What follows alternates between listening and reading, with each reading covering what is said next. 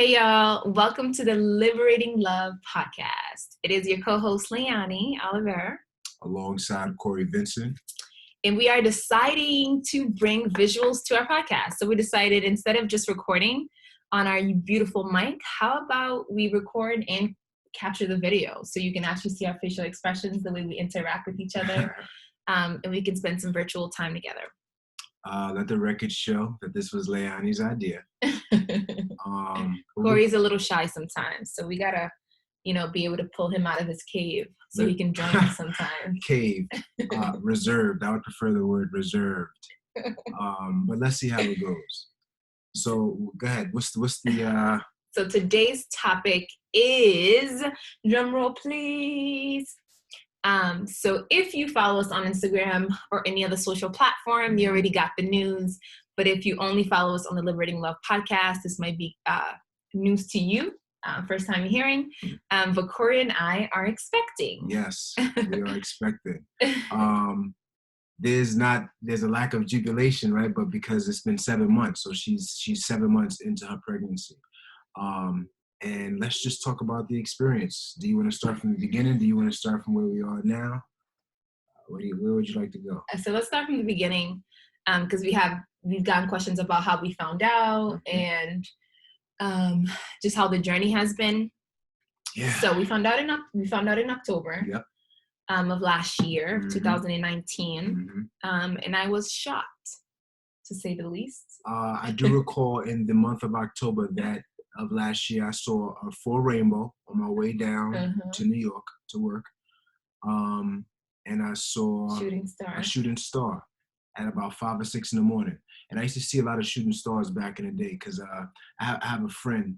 We used to talk a lot years ago. He used to always say, when you look up at the stars, your thoughts project, up into the ether. And we get caught up a lot. We get caught up a lot in just looking to the ground. Our thoughts and our ideas don't really project far. So I started to practice that. And being from the Bronx, New York, you would think that you wouldn't find a lot of shooting stars, but I saw quite a few when I started looking up, despite the light pollution. But anyway, yeah. So when we found out, I saw a shooting star in a full rainbow. That was incredible. Yeah, those were nice little cosmic universal signs. Yeah, and so how do we find out? Let's go to the exact moment, October 2019.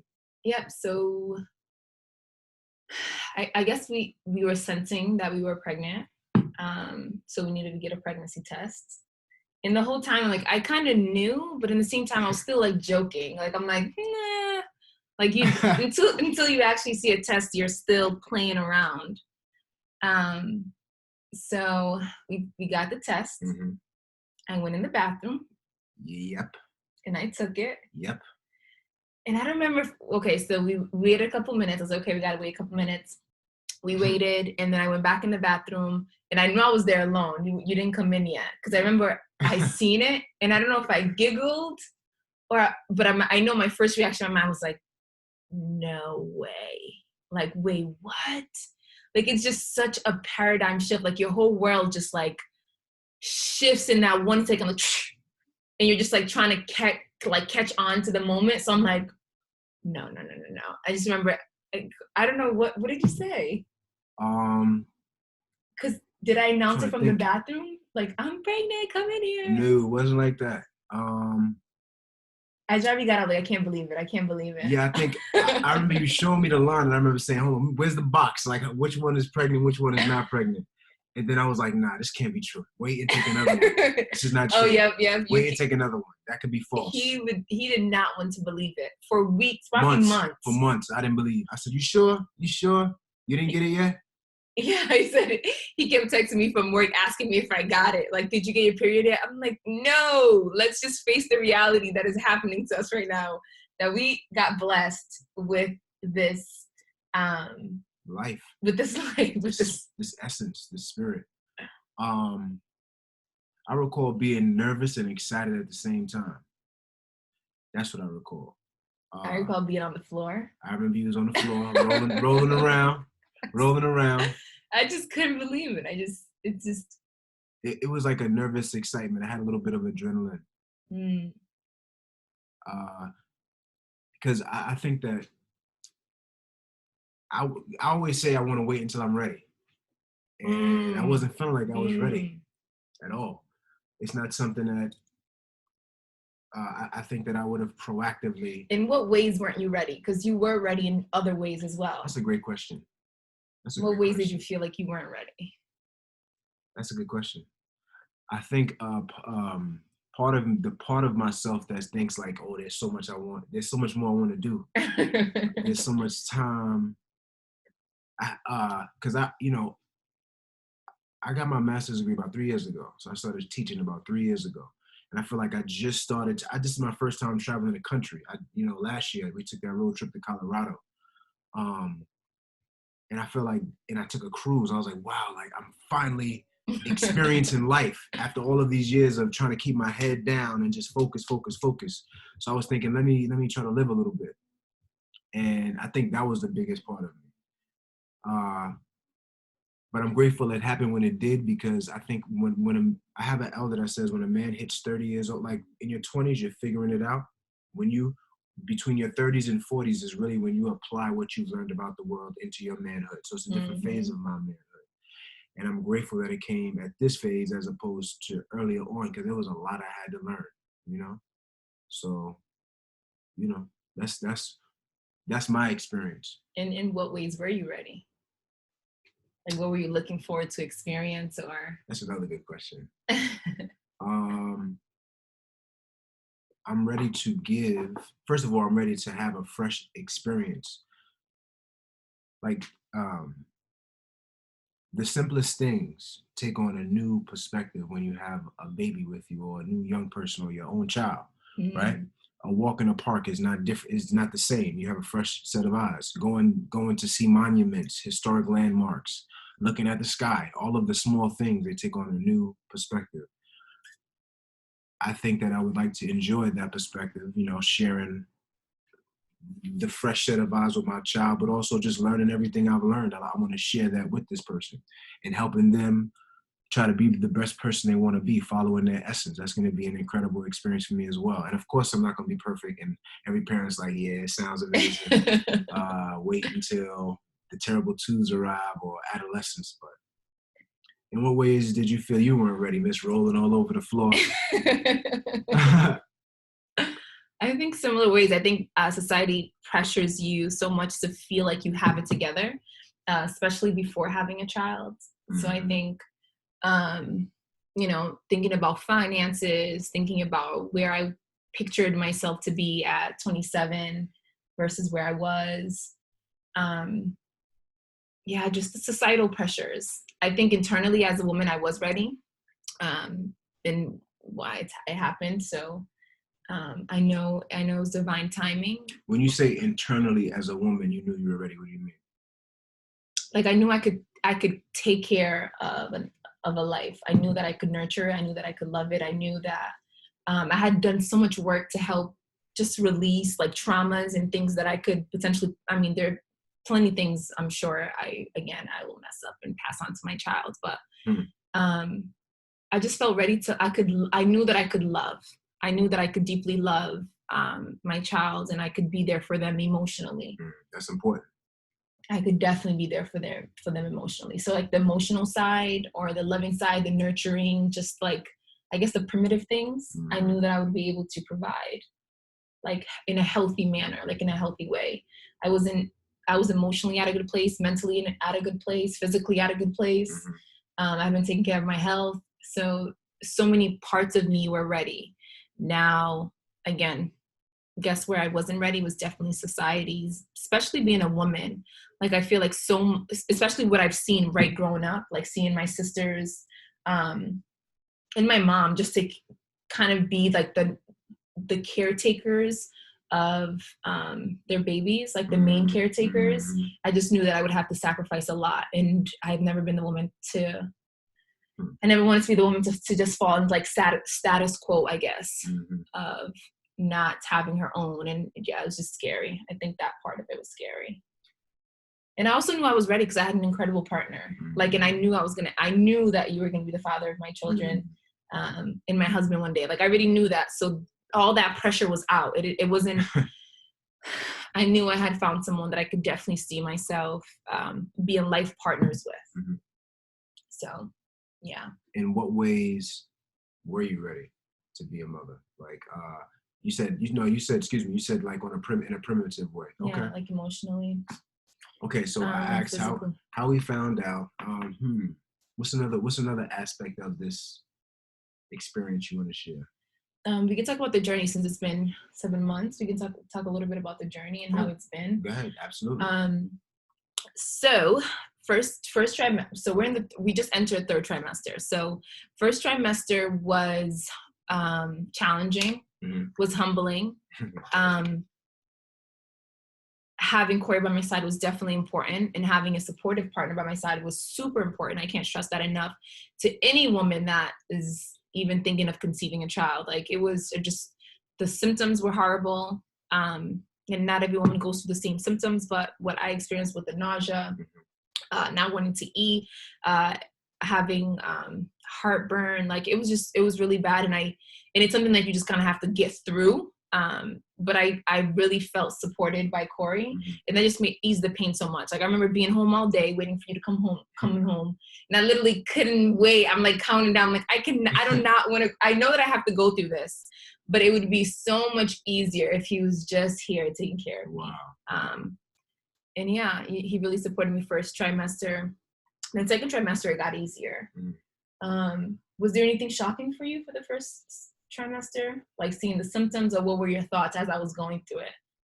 I guess one thought that came to mind is, imagine what the women are going. First of all, imagine the women that are going to work 5 to 7 days a week with all of these first trimester symptoms. Imagine the women, because I remember being young, seeing women, a woman with 2 and 3 kids, pregnant, on the bus, struggling to get from A to B. You see that all the time. Strong women. So that just made me think about how strong women are, and shout out to our strong women.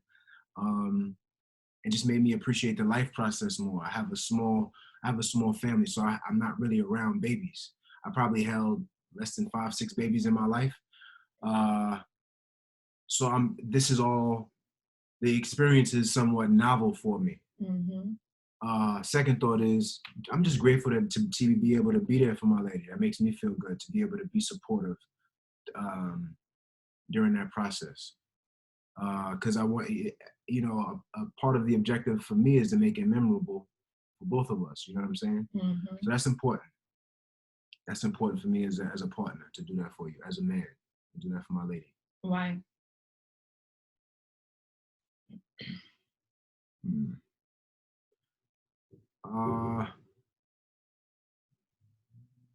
I just think pregnancy is a very important,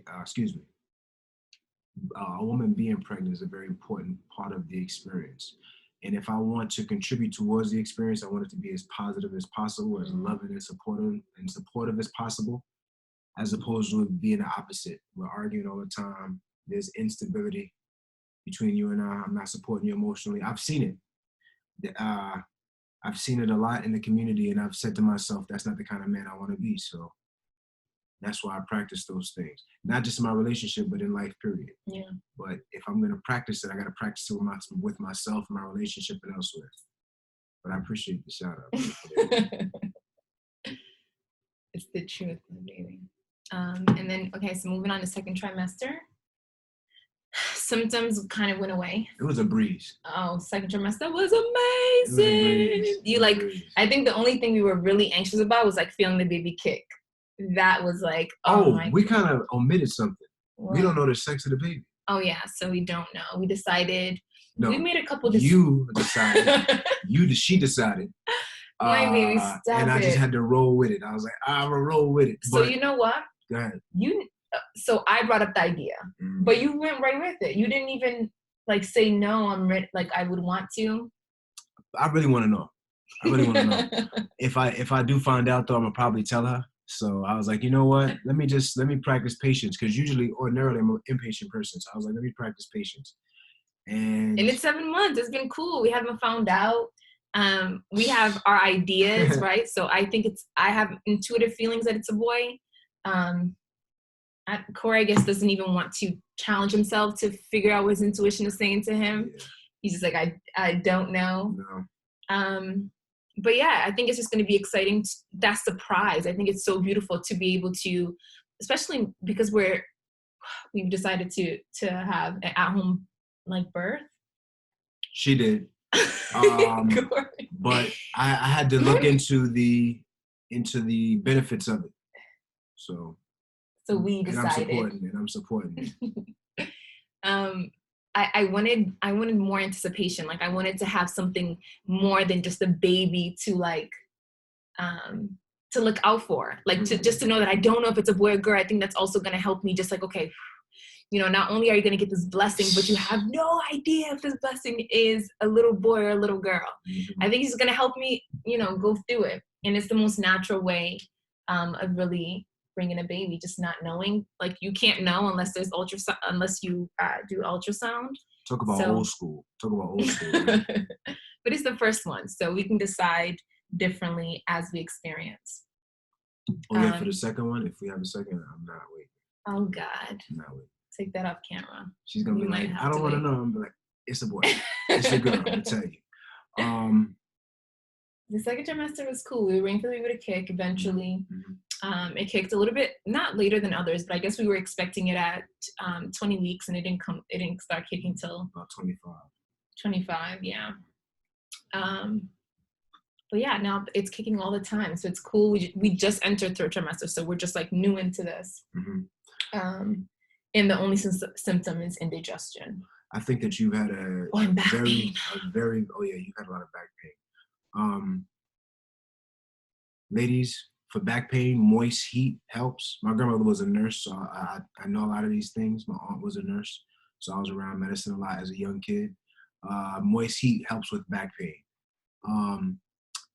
Massages. Corey's been great. Yeah. Just giving me back massages and supporting me in that way.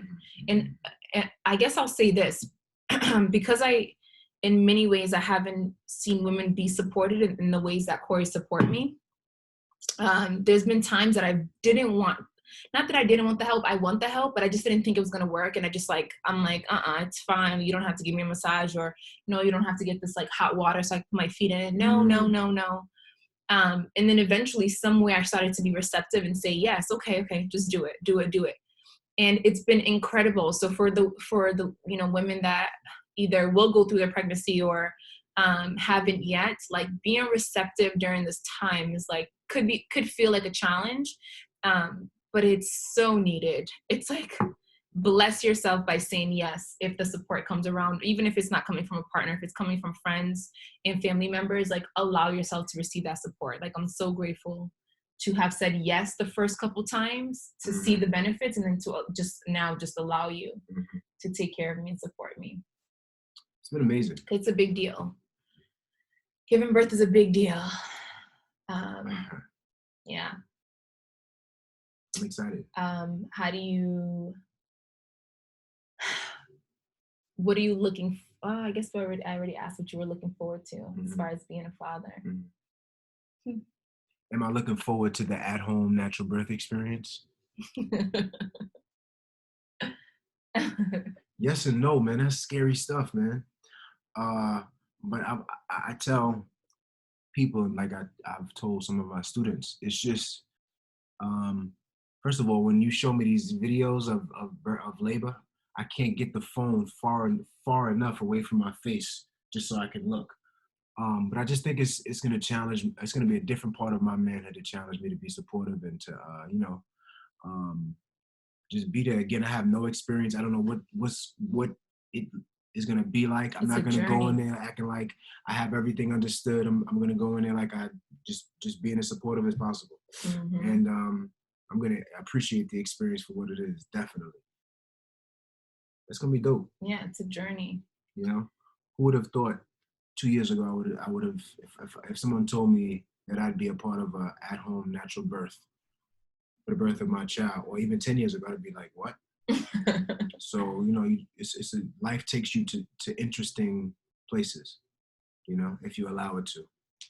Because at first I was resistant. I was like, no, we're not doing that. We're not doing that at all. But yeah, I had to humble myself. I had to humble myself because we're talking about it on camera, but I had to humble myself and say, look, man, like this is not, you are not bearing the child. Although this is, you know, you've contributed towards the child, this is not, you're not enduring this. So I had to be supportive in that regard. I had to humble myself. Mm-hmm. So.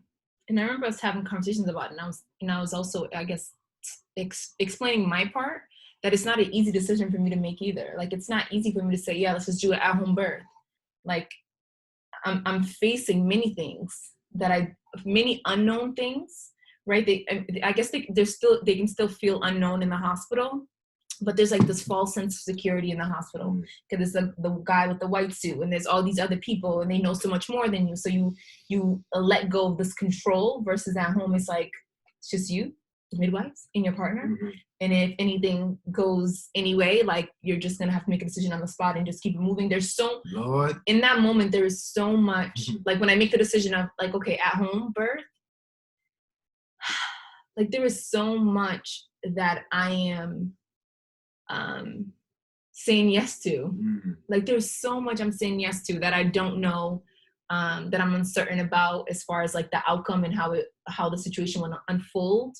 But I believe in my journey, I had to be courageous and say, if I got all this information right before we conceived, right? I got in doula training, and I started doula training in July. So in July, I started doula training without even knowing we were going to conceive. What's doula training? What do you mean? For people who don't know. Okay. So doula training is, so I'm currently in a certification to become a doula, which is basically support for mothers. We support them emotionally with information, and especially during labor. There's other doulas that also help during postpartum. I actually in June will become a full spectrum doula. So I'll be supporting women during their prenatal time period, educating them, answering questions. Really, for me at least, I think the biggest bulk of the work for or how I want to support women is really emotionally. Like there's just so much going on. I'm so grateful for me that I didn't have like other emotional things. Like I didn't have to deal with my partner being disrespectful or just not supporting me in the ways I needed. Then on top of that, having my symptoms and then not maybe dealing with work stuff. Like women are going through so much and having to hold it all together. So just having like a sister there that could really support them emotionally, doing some research for them, coming home, cleaning up, just saying like, okay, is there anything that you need me to do? They might have other little babies around the house. So it's really a support for women. And then during that process, obviously we get so much information, and a lot of it was about infant deaths and how it's rising in the US, mortality rates for women of color in specific in hospitals. So I was getting all this information. So who am I to, like, how can I get all this information and know that in many ways this is the best choice for my baby, this new generation I'm bringing forth? How can I not apply that information? I think it would be super irresponsible of me to have gathered all that information and then not apply it. So even though it's also scary for me, I do have moments of fear, but I trust and I surrender. And it's like, you know, in many ways, this little ball that I have now was created without me doing much. I just been eating, hanging out with Corey, like loving him and, you know, enjoying our lives together. And this bundle of joy has grown strong. It's kicking me. And I haven't had to do much. So I'm expecting the same for later. I'll have to do some things, you know what I'm saying? Oh my God, I'm gonna have to do some pushing. Are you kidding me? But the baby will also be navigating. The universe, God, will be supporting me as well. So in 2 more months, our lives will never be the same. I said, never. There are moments we're having dinner and I'll just stop everything and say, do you realize, like, this is it? No more picking up and going anywhere we want to go. I can't just make moves when I want to make moves. It's going to be different. It's going to be good different. And our lives really has changed even before the baby. Like all the blessings that the baby's bringing forth to us. We conceived in October. From October to now, our life has dramatically changed in so many ways already. From like my business to you not having a car. It was and total. Blessed. It was total. And getting blessed to even want to buy a new one at this point. Yeah. The baby has brought abundance for us. So much abundance. Big time. So, you know, this is a moment in time. You know, maybe we can show our kid this, because on the other side of this is recorded as a snapshot in time. On the other side of this, will be parents. You know, so yeah, we're excited for the journey. Definitely, but if you're listening to this little one in the future, we're nervous. We're nervous. We're gonna figure it out. Corey asked me the other day, what kind of mother do I want to be? Yeah. And that was such a deep question. Like, I think I'm still pondering on it. I think I have many ideas. I think that moment, that question like startled me in some way, because I was like, wow, I've never actually sat down to think about that. I only have the ideas of like the mother that I want to be. A lot comes from like how my mother was. So I have ideas of what I want to carry forward that my mom has provided to me, but I haven't really sat down to brainstorm, or I guess imagine into the future of like, what kind of mother do I want to be? It's only been, what are some things that my mother has showed me as a mom that I've really enjoyed, and it has been just amazing to experience, that I want to pass forward to my child. So still thinking that one through. This house is going to be a dojo for the kid. There's going to be a lot of learning in here. So maybe let's do this.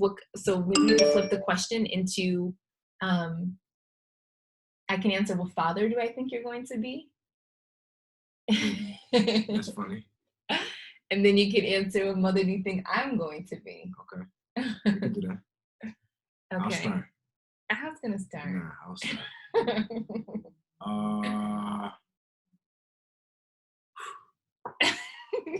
All right. Okay. 20 minutes later. Because I got to apply how you are. I think you're going to be very, very attentive to their emotional well-being. I think you're going to be very free-spirited with your children. Of course, very loving. I think that you're going to expect a lot out of them. I think you might even be like I think you might even be clingy a little bit. He's like, yeah. But they're going to be full of love. They're never going to question that. And I think you're going to be a great example to teach them in terms of entrepreneurship, spiritual development. You're going to be good. You have your own library, which I appreciate. We've combined our libraries together. Well, my books are in the basement. Most of the books are up here. No, they're not. That's what happens. Yours is up usually. Here. I just think you're going to be a good example in so many different ways. Your ambition, your confidence, your courageousness, especially as a woman. It's going to be. I don't know if I answered it the right way, but I think they're going to learn just as much from your example as they will from you in terms of what you say to them. Does that make sense? Makes a lot of sense, baby. Thank you. That's what I think. Thank you. Now, what kind of father will Corey be? That is the question. It's going to be amazing. So this was super important. I had a great father growing up. And I knew how important that has been in my life as a woman, just as a human being, period, just having all that love. So I knew that I wanted to be, I was very careful picking who would be the father of my children, just like maybe more picky than I was with picking my own partners. Like anytime I was with someone, it was like, okay, can he be a father in the ways that I thought was important. And I think, and Corey like definitely hits like all the points that are important. He's a very strong-minded, powerful male, but also very soft and kind and humble, like just the perfect balance of what you would want, not only in a partner, but in a father figure, like someone that could discipline their children and be hard and give them that structure that they need as they're learning and developing. But also when there's time to just soften up and give them a little forehead kiss, that they're there at the right moment to do that. So I know that's how you're going to be. Corey's very military style. He thinks he's in the military. He wants to be in the military. I just value structure. So maybe they'll recruit you after this podcast episode. But he's military style in good ways. Could be too much sometimes, but that's why I'm here. That's why I'm here. Give that a little balance. But I think it's all things that's needed. You're like, and he's fair. Like, it's not like he's wants to be in the military, but not fair and just kind of wants to, hurt you and get you to do whatever he wants you to do. His military style is to help you improve and grow, and become a better version of yourself. So like, what other military kind of, partner would I want than someone that's going to push my children to be better versions of themselves? And then you're just a great example. Like, I think the kid will be very proud of having you as a dad. Like, just like the way you interact with others, the way you hold yourself, the way that. All right. Okay. That's good enough. Appreciate that. He's just amazing. I'm okay. And even, and I'm not even saying all this to make it seem like you're perfect and you don't have flaws, because he definitely carries his flaws. We all do. But he's just a powerful, humble, loving man. It's like amazing. So I think as a father, it's just going to translate to beautiful things. Like our baby's going to be like, wow, that's my dad. And then if it's a boy, it's definitely going to want to grow up and be like you. And better. I hate, not like me. Better. Okay, better. Yeah. And then if it's a girl, she got to be better than mom. I was gonna say, she got to be better than mom. She will be. I'm all for that. But I'll say it as far as you as a father, like, it would just she'll have very high expectations of what man comes around. She better. She will have very high expectations. She better. You ain't playing. Because seeing how you treat me and then how you treat her, she's done. Guys, you're done. Like, you just step it up. I can't wait to meet him. I can't wait. Bring him here. We have nice conversations. I'm gonna break them down. But yeah, so anything else? So we said how we found out, how we felt about it, what we're looking forward to, how the trimesters have been. I think that's it. Yeah. Yeah, that's it for now. Yeah, appreciate you. We definitely just wanted to come on here and share a little bit about this blessing that the universe has given us. Bestowed upon us. Thank you, my baby. And yeah, if you have any other questions, definitely message us. We are open to answering any more questions you have on not only the pregnancy, but about us, about our lifestyle, what we do, knowledge that we've acquired in our lifetime till now, future plans, whatever comes to mind. We would definitely love to hear from you. If you're listening to it on iTunes, please make sure you leave us a comment, subscribe, of course, share this episode with others. Absolutely. And let's continue liberating love. Until next time, peoples. Love you all. Take care of yourself, and we will talk soon. Peace.